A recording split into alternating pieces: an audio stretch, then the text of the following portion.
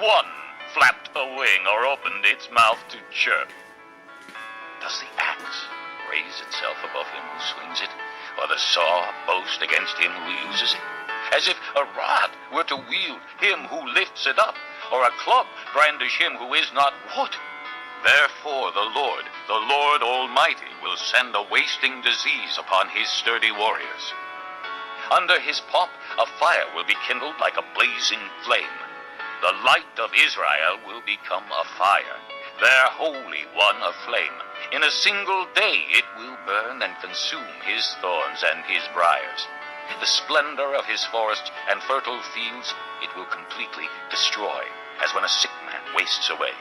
And the remaining trees of his forests will be so few that a child could write them down. In that day, the remnant of Israel, the survivors of the house of Jacob, will no longer rely on him who struck them down, but will truly rely on the Lord, the Holy One of Israel. A remnant will return. A remnant of Jacob will return to the mighty God. Though your people, O Israel, be like the sand by the sea, only a remnant will return.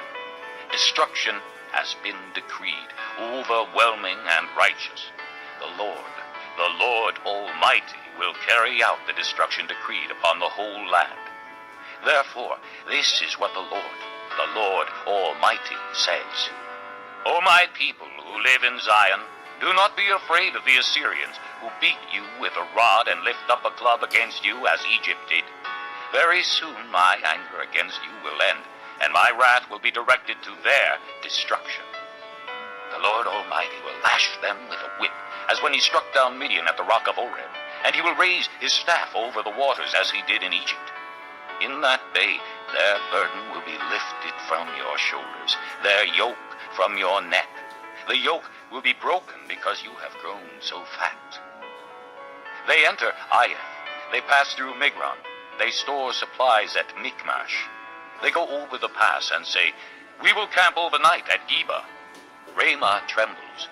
Gibeah of Saul flees. Cry out, O daughter of Galim. Listen, O Laisha. Poor Anathoth. Madmanah is in flight. The people of Gibeon take cover.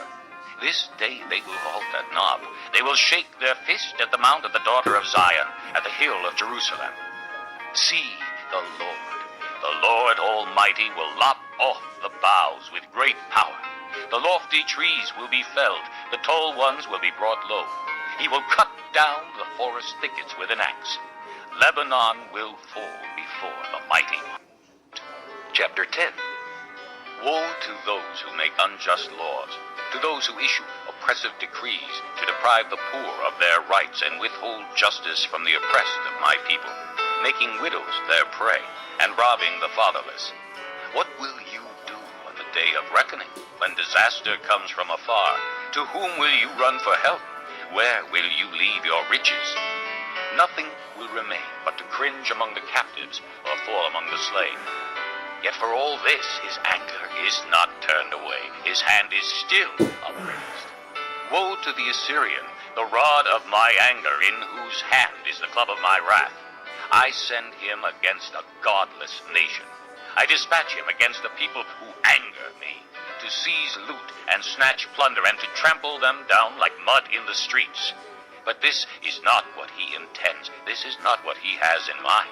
His purpose is to destroy, to put an end to many nations. Are not my commanders all kings, he says? Has not Calno fared like Carchemish?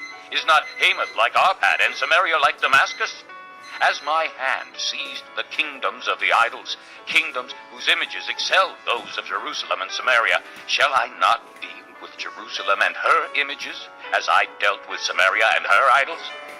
When the Lord has finished all his work against Mount Zion and Jerusalem, he will say, I will punish the king of Assyria for the willful pride of his heart and the haughty look in his eyes.